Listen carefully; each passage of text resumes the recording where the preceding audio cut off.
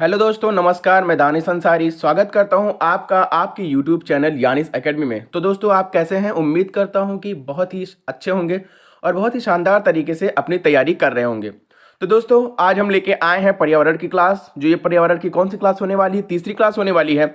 इससे पहले हमने 2 क्लास पर्यावरण का लिया हुआ है, आप उसको प्लेलिस्ट में जाके देख सकते हैं। और ये क्लास आपका जो UP TET, C TET, REET या एमपी टेट, कोई भी टेट अगर आप दे रहे हैं तो उसमें बहुत ही रामबाण सिद्ध होने वाला है। आज हम पढ़ने वाले हैं पारिस्थितिकी तंत्र के बारे में। आज हम पढ़ेंगे पारिस्थितिकी तंत्र के बारे में। इससे पहले वाली क्लास में हमने पारिस्थितिकी के बारे में पढ़ा है, जिसको इकोलॉजी कहते हैं। और आज हम पढ़ने वाले हैं पारिस्थितिकी तंत्र के बारे में, जिसको हम इकोसिस्टम कहते हैं। ठीक है, तो दोस्तों बगैर देर किए हुए शुरू करते हैं आज की क्लास। और धैर्य बनाए रखिएगा, एक एक चीज आप नोट डाउन प्लीज करते रहिएगा, नोट्स बनाइए और बहुत अच्छे तरीके से आपको समझ में आने वाला है। देखिए, पारिस्थितिकी तंत्र किसे कहते हैं? जीव की प्रकृति एवं उसकी कार्यात्मक इकाई का वैज्ञानिक अध्ययन इकोसिस्टम कहलाता है। इकोसिस्टम यानी जीव की प्रकृति एवं उसकी कार्यात्मक इकाई का वैज्ञानिक अध्ययन इकोसिस्टम कहलाता है। ये तो इसका डेफिनेशन हो गया। दूसरे शब्दों में, आसान भाषाओं में देखिए, जैविक एवं अजैविक के मध्य अंतःक्रिया का वैज्ञानिक अध्ययन ही पारिस्थितिकी तंत्र कहलाता है। यानी कोई जीव है, ठीक है, कोई जीव है, वो जैविक हो या फिर अजैविक हो, जैविक हो या फिर अजैविक हो, उसके मध्य में जो जीव है, उसके मध्य में जो अंतःक्रिया होती है, उसी को हम क्या कहते हैं? उसी को हम इकोसिस्टम कहते हैं। ठीक है, यानी जैविक एवं अजैविक, जो जैविक होता है जिसमें जान है, अजैविक जिसमें जान नहीं है, इन दोनों के मध्य में अगर कोई अंतःक्रिया हो रही है और उस अंतःक्रिया के वैज्ञानिक अध्ययन को हम क्या कहते हैं? पारिस्थितिकी तंत्र कहते हैं, यानी इकोसिस्टम कहते हैं। ठीक है, दूसरी चीज, पारिस्थितिकी तंत्र। देखिए, पारिस्थितिकी तंत्र जो है, ये शब्द जो सर्वप्रथम किसने प्रयोग किया है? तो एजी टांसले महोदय ने किया है। कब किया है? 1935 में किया है। ठीक है, उम्मीद करता हूं दोस्तों समझ में आ रहा होगा। और अगर आपका पूछेगा कि इकोलॉजी, जो इकोलॉजी शब्द है, ये किसने प्रयोग किया है सर्वप्रथम, तो आपका वहां पे अर्नेस्ट हैकल हो जाएगा। ठीक है, वहां पे अर्नेस्ट हैकल हो जाएगा। लेकिन आपका ये इकोलॉजी नहीं है, आपका ये इकोसिस्टम है। इकोसिस्टम का सर्वप्रथम प्रयोग किसने किया है? तो एजी टांसले महोदय ने किया है। कब किया है? 1935 में किया है। और इकोलॉजी वाला शब्द किसने? अर्नेस्ट हैकेल ने किया है। कब किया था? 1866 ईस्वी में किया था। और ये 1935 ईस्वी में किए हैं। क्या नाम है इनका? पारिस्थितिकी तंत्र यानी इकोसिस्टम का सर्वप्रथम प्रयोग किसने किया है? एजी टांसले महोदय ने किया है। ये आपको नोट करना है। ठीक है, कंफ्यूजन आप प्लीज अपने दिमाग में मत रखिएगा, नोट कर लीजिएगा, उसको 2-3 बार पढ़ लीजिएगा, आपको जरूर याद हो जाएगा। देखिए, जो परितंत्र होता है, परितंत्र 2 प्रकार के होते हैं। पारिस्थितिकी को ही हम परितंत्र कहते हैं। ठीक है, पारिस्थितिकी का ही एक शब्द है पारिस्थितिकी तंत्र, उसी को हम परितंत्र कहते हैं। ये कितने प्रकार के होते हैं? 2 प्रकार के होते हैं। कौन कौन से? एक प्राकृतिक परितंत्र और एक मानव निर्मित परितंत्र। ठीक है, एक एक के बारे में हम डिटेल से पढ़ेंगे। इसमें सबसे पहले हम प्राकृतिक परितंत्र के बारे में पढ़ेंगे, जिसमें पहली हेडिंग हमारी है सौर किरण पर आश्रित प्राकृतिक परितंत्र। यानी देखिए, सौर किरण पर आश्रित प्राकृतिक परितंत्र से तात्पर्य ऐसे परितंत्र से है जिनके अस्तित्व का मूल कारण सूर्य की किरण है। यदि सूर्य की किरणें न प्राप्त हो तो उसका अस्तित्व समाप्त हो जाएगा। सबसे मेन चीज, सौर किरण पर आश्रित प्राकृतिक तंत्र का मतलब है कि जो अपना भोजन ग्रहण करेंगे, इनकी जिंदगी जो होगी वो सूर्य के ऊपर ही निर्भर होगी। ये सूर्य से ही सारा इनका अस्तित्व का मूल कारण, इनके जीने का मूल कारण क्या है? सूर्य है। अगर सूर्य नहीं होगा तो ये प्राकृतिक तंत्र खत्म हो जाएगा। जैसे समुद्र के अंदर मछलियां होती हैं, बहुत सारे जीव होते हैं, बहुत सारे जंतु होते हैं। अगर इस पे सूर्य की रोशनी नहीं पड़ती है, सिर्फ पानी पानी ही रहेगा, तो ये सारे के सारे जितने भी अंदर समुद्र में हैं, जितने भी जीव जंतु, वो सारे के सारे मर जाएंगे, नष्ट हो जाएंगे। ऐसे हमारी नदियां हैं, नदियों के अंदर भी जीव जंतु होते हैं, उनको भी सूर्य की रोशनी नहीं मिलेगी तो वो भी खत्म हो जाएंगे। झरने हैं, झरने के लिए भी बहुत ज्यादा सौर किरण बहुत ही इंपॉर्टेंट होने वाला है। ठीक है, मरुस्थल हो गया, दलदल भूमि हो गए, ये सारी जितनी भी चीजें हैं ये सौर किरण पर आश्रित होती हैं। ठीक है, अगर सौर की किरणें इनके ऊपर नहीं पड़ेंगी तो ये विलुप्त हो जाएंगे, खत्म हो जाएंगे। आगे बढ़ जाते हैं। इसमें दूसरी हेडिंग हमारी है वैकल्पिक स्रोत पर आश्रित। पहला हमारा क्या था? सौर किरण पर आश्रित। दूसरा हमारा है परितंत्र के प्रकार में, यानी प्राकृतिक परितंत्र में। अब हम पढ़ने जा रहे हैं वैकल्पिक स्रोत पर आश्रित प्राकृतिक परितंत्र। ठीक है, इसमें क्या होता है? इसमें जो सूर्य की किरणें होती हैं, ये मूल कारण इनका नहीं होता है, कोई दूसरा वैकल्पिक स्रोत होता है। ठीक है, जैसे वर्षावन हो गया, वर्षावन के लिए वर्षा इंपॉर्टेंट है। इसमें सूर्य ज्यादा इंपॉर्टेंट नहीं है, सूर्य की किरणें इंपॉर्टेंट खैर सबके लिए है, लेकिन उतना ज़्यादा नहीं है। ये अन्य वैकल्पिक स्रोत इसके लिए ज़्यादा इंपॉर्टेंट है, जैसे वर्षावन के लिए वर्षा, ज्वार नदमुद के लिए ज्वार भाटा, ये सारे क्या चीज़ हैं, ज्वार भाटा, ये सब इनके लिए ज्वार नदमुख के लिए ज्वार भाटा इंपॉर्टेंट है, वर्षावन के लिए वर्षा इंपॉर्टेंट है। ये क्या है, ये सूर्य की किरणें नहीं है, यानी सूर्य की किरणों को छोड़कर बाकी जितने भी वैकल्पिक स्रोत हैं वो अगर किसी के जीवन जीने के लिए मूल कारण बनते हैं तो वैकल्पिक स्रोत पर वो आ जाएंगे। ठीक है, ऐसे बहुत सारे एग्जाम्पल आपके हैं। आगे बढ़ जाते हैं और हम मानव निर्मित परितंत्र पे पहुंचते हैं इसके साथ साथ।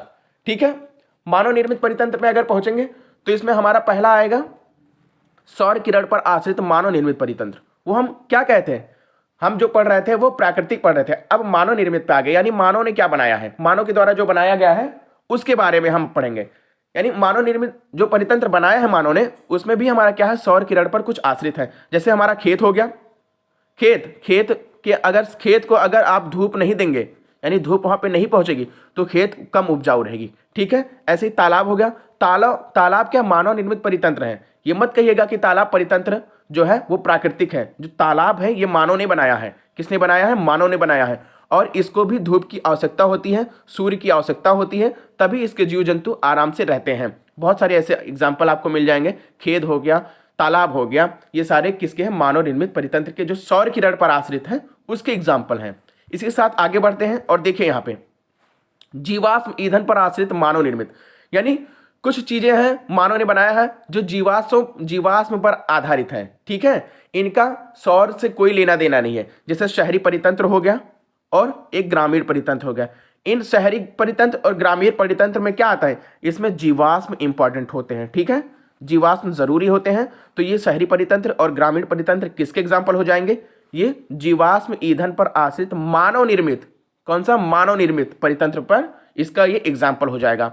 इसी के साथ आगे बढ़ते हैं और देखिए, अगर दोस्तों हमारा सेशन आपको पसंद आ रहा होगा तो प्लीज सब्सक्राइब करिए हमारे चैनल को और बेल आइकन को भी प्रेस करिए, उसके साथ साथ लाइक और शेयर जरूर करिएगा। इसी के साथ आगे बढ़ते हैं दोस्तों। देखिए परितंत्र के घटक, अब हम क्या पढ़ेंगे, परितंत्र के घटक। ठीक है, ये बहुत ज्यादा इंपॉर्टेंट आपके लिए होने वाला है। परितंत्र के जो घटक हैं वो दो भागों में बांटे गए हैं। वो हमारा क्या था, देखिए यहां पे, इसके पहले हम क्या पढ़े हैं, परितंत्र के प्रकार पढ़े हैं, लेकिन अब हम क्या पढ़ने जा रहे हैं, अब हम जा रहे हैं पढ़ने परितंत्र के घटक। परितंत्र के मुख्यतः दो घटक होते हैं। कौन कौन से होते हैं, एक तो होता है जैविक और एक होता है अजैविक। जैविक, देखिए सबसे पहले मैं जैविक आपको समझाने का प्रयास करूंगा। यहाँ पे जैविक मतलब होता है जिसमें जीवन हो। ठीक है, जिसमें जीवन होता है उसको जैविक के कैटेगरी में रखते हैं। और वहीं पे जिसमें, देखिए अजैविक को अगर तोड़ोगे तो हो जाएगा आ प्लस जैविक। जो बायोलॉजी होता है इसमें या पर्यावरण होगा, इसमें अगर आ शब्द आता है तो हमेशा इसका मतलब होता है कि आ मतलब अब्सेंट होता है, अनुपस्थिति होती है। जैविक, जैविक मतलब जान, जिसमें जान नहीं हो वो अजैविक में आ जाएंगे। ठीक है, जैसे हवा हो गया, जल हो गया, भूमि हो गया, ये सारे के सारे अजैविक हैं, इसमें कहीं जान होती है, नहीं होती है। वहीं पे जैविक घटक की बात कर लेते हैं तो इसका एग्जाम्पल है पौधे हो गए। पौधों में जान होती है, रिस्पायरेशन करते हैं, वो जानवर होते हैं, जानवर में भी जान होती है, वो भी रिस्पायरेशन करते हैं। इसी के साथ जो जैविक घटक है इसको कितने भागों में बांटा गया है, इसको 3 भागों में बांटा गया है। कौन से, उत्पादक, उपभोक्ता और अपघटक के रूप में बांटा गया है। ठीक है, उत्पादक वो होता है जो हरे पेड़ पौधे, जो यानी पेड़ पौधे हमारे हैं वही हमारे उत्पादक हो जाएंगे। ठीक है, उसी के साथ उपभोक्ता, उपभोक्ता क्या है, जो उत्पादक को खाता है वो उपभोक्ता हो जाएगा। और फिर हमारा लास्ट में अपघटक आता है। ठीक है, तो इसी के साथ आगे बढ़ते हैं। देखिए जो हमारा उपभोक्ता है इसको भी हम कितने प्रकार में बांटे हैं, ये 4 प्रकार में बांटे हैं। सबसे पहला शाकाहारी होता है, शाकाहारी उपभोक्ता होता है जो सिर्फ पेड़ पौधे खाता है। मांसाहारी है जो सिर्फ मांस खाएगा, दूसरे जानवरों पे आश्रित रहेगा। तीसरा सर्वाहारी, यानी सर्वाहारी का मतलब होता है जो दोनों खाते हैं, यानी सर्वाहारी, शाकाहारी और मांसाहारी दोनों होते हैं। उसके बाद परजीवी भी आते हैं इसमें। ठीक है, अजैविक घटक को भी कई भागों में बांटा गया है जिसको हम आगे पढ़ेंगे। ठीक है, अजैविक को 3 भागों में बांटा गया है जो आगे वाली स्लाइड में हम पढ़ेंगे। देखिए हम जैविक के बारे में सारा पढ़ चुके हैं, अब हम पढ़ने वाले हैं अजैविक घटक के बारे में। अजैविक घटक को भी 3 भागों में बांटा गया है, यानी एक भौतिकी कारक है, इसको फिजिकल कहते हैं। इसमें तापमान हो गया, आर्द्रता हो गया, प्रकाश हो गया, वायुमंडलीय दाब हो गया, ये आएगा, इसका एग्जाम्पल हो जाएगा। दूसरा हमारा क्या है, अकार्बनिक पदार्थ जिसमें कार्बन नहीं है, जैसे जल है इसमें कार्बन नहीं है, ऑक्सीजन में कार्बन नहीं है, कार्बन डाइऑक्साइड में कार्बन नहीं है, नाइट्रोजन में भी कार्बन नहीं है, तो ये हमारे किसके एग्जाम्पल हो जाएंगे, ये अकार्बनिक पदार्थ हो जाएंगे। और जिसमें कार्बन होता है उसको कार्बनिक पदार्थ कहते हैं। ठीक है, अजैविक घटक कौन कौन से, भौतिक कारक, अकार्बनिक कारक और कार्बनिक कारक। कार्बनिक कारक क्या है, जिसमें कार्बन होता है, जैसे प्रोटीन में कार्बन है, कार्बोहाइड्रेट में कार्बन है, लिपिड में कार्बन है, तो ये अजैविक घटक के प्रकार हो गए। जैविक घटक के तो 3 होते हैं, उत्पादक, उपभोक्ता और अपघटक। ठीक है, उसी के साथ हम आगे बढ़ जाते हैं और एक एक के बारे में यहां से डिटेल से पढ़ेंगे, यहां से आपको मजा आने वाला है। देखिए, जैविक घटक, जैविक घटक को हम बायोटिक कहते हैं। ठीक है, जैविक घटक को हम बायोटिक कहते हैं। इसमें क्या होता है, इसमें जीवन होता है। ठीक है, इसलिए इसको हम क्या कहते हैं, जैविक घटक कहते हैं। ठीक है, इसी के साथ देखिए, इसमें सबसे पहले हमारा क्या आ जाएगा, उत्पादक। परितंत्र के उत्पादक वर्ग से तात्पर्य वनस्पति जगत से है, जिसके अंतर्गत सभी प्रकार के हरे पौधे आते हैं। ठीक है, ये ऊर्जा सूर्य से प्राप्त करते हैं और वायुमंडल से कार्बन डाइऑक्साइड ग्रहण करते हैं। ठीक है, आपको इसमें एक ही चीज याद रखना है कि उत्पादक में क्या आ जाएगा, उत्पादक में आ जाएगा, प्रोड्यूसर में आ जाएगा हरे पेड़ पौधे। ठीक है, हरे पेड़ पौधे, जितने भी हरे पेड़ पौधे हैं, किसी भी पेड़ का नाम दे दिएगा तो हमारा किसका, उत्पादक का आ जाएगा वो। ठीक है, उत्पादक के श्रेणी में आएगा और ये उत्पादक का एग्जाम्पल हो जाएगा। उत्पादक में क्या आते हैं, हरे पेड़ पौधे आते हैं, बस आपको इतना ध्यान में रखना है। ठीक है, इसी के साथ देखिए, ये होते हैं, ये मृदा से जल और खनिज ग्रहण करते हैं और अपने भोजन का स्वयं निर्माण करते हैं।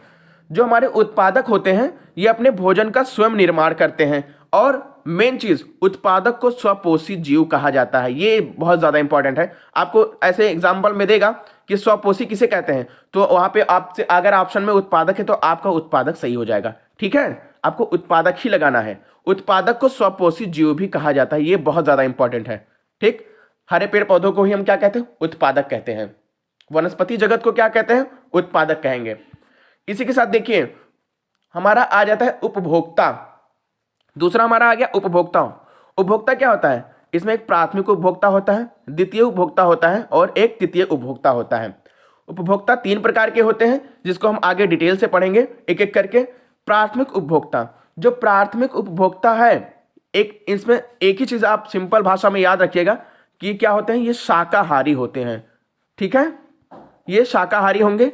प्राथमिक उपभोक्ता हमेशा शाकाहारी होते हैं, जो सिर्फ और सिर्फ हरे पेड़ पौधे खाते हैं। हरे पेड़ पौधे खाएंगे या घास भूस खाएंगे। ठीक है, तो वो हमारे प्राथमिक उपभोक्ता में आ जाएंगे और ये शाकाहारी होते हैं। जैसे इसका एग्जाम्पल हम ले लेंगे, इसमें है गाय। गाय क्या खाती है, घास खाती है। भैंस भी घास खाती है। बकरी भी घास खाती है, हिरण भी घास खाती है।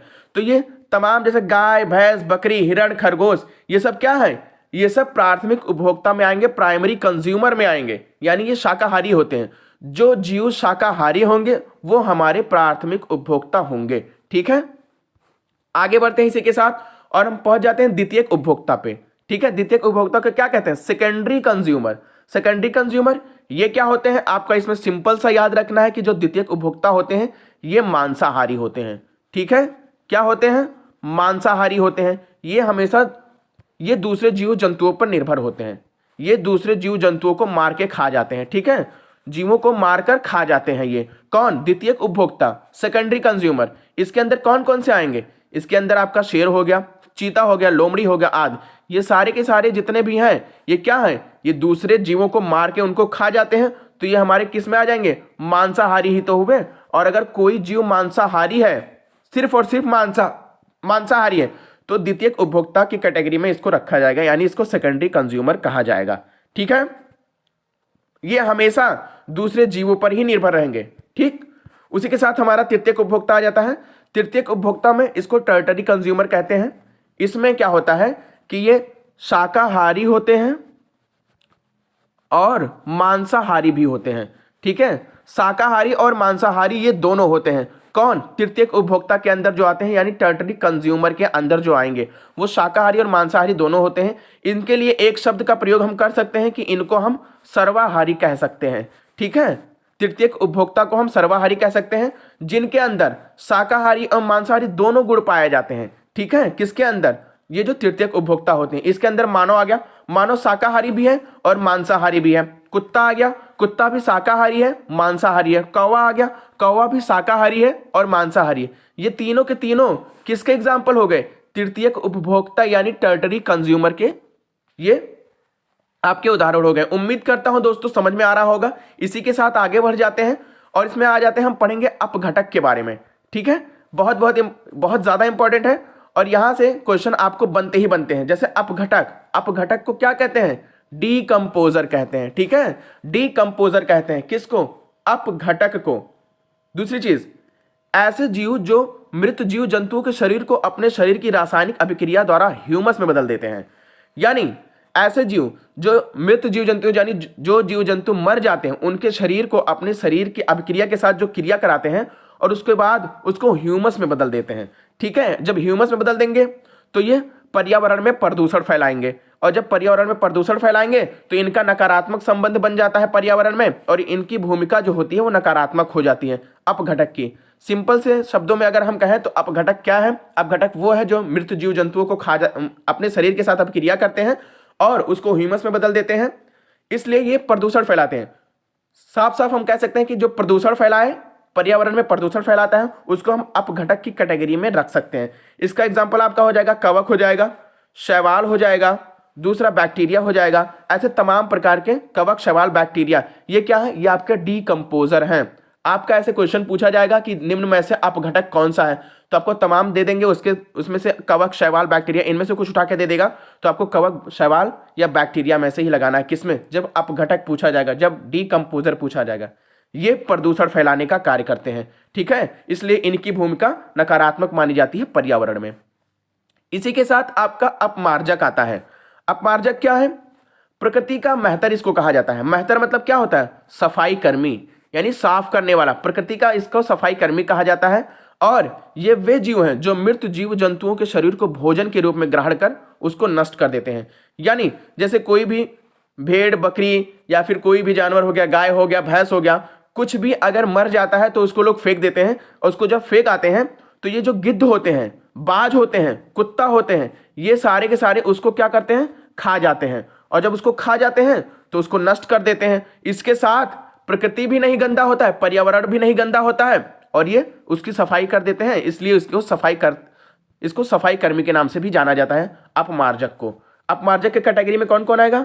बाज आ जाएगा, गिद्ध आ जाएगा, बाज भी आ जाएगा और कुत्ता भी आ जाएगा। ठीक है, तो वे जीव जो मृत जीवों के शरीरों को अपना भोजन बनाते हैं, यानी उनके शरीरों को, जो मर जाते हैं उनके शरीर को अपना भोजन बनाते हैं, तो उसको हम क्या कहते हैं? उसको हम अपमार्जक के कैटेगरी में रखेंगे। ठीक है, वहीं पे हमारा क्या था? अपघटक। अपघटक क्या है? कवक, शैवाल, बैक्टीरिया जो प्रदूषण फैलाने का कार्य करते हैं और ह्यूमस में अपने शरीर के साथ अभिक्रिया करके, रासायनिक अभिक्रिया करके उसको ह्यूमस में बदल देते हैं उन जंतुओं के शरीर को, तो उसको अपघटक के श्रेणी में रखेंगे। इन दोनों में आप कंफ्यूज मत होइएगा। अपमार्जक क्या होता है? अपमार्जक सफाई कर्मी है, मेहतर है प्रकृति का और ये क्या करता है कि ये प्रदूषण फैलने से रोकता है। ठीक है, इसी के साथ हमारा जाता है अजैविक घटक। अजैविक घटक में आपका आ जाएगा क्या होता है? सबसे पहले अजैविक घटक में, अजैविक मतलब होता क्या है? मैंने बताया था आ मतलब अब्सेंट, जैविक मतलब जीवन, जिसमें जीवन नहीं हो। जिसमें जीवन नहीं हो उसको किस कैटेगरी में रखेंगे?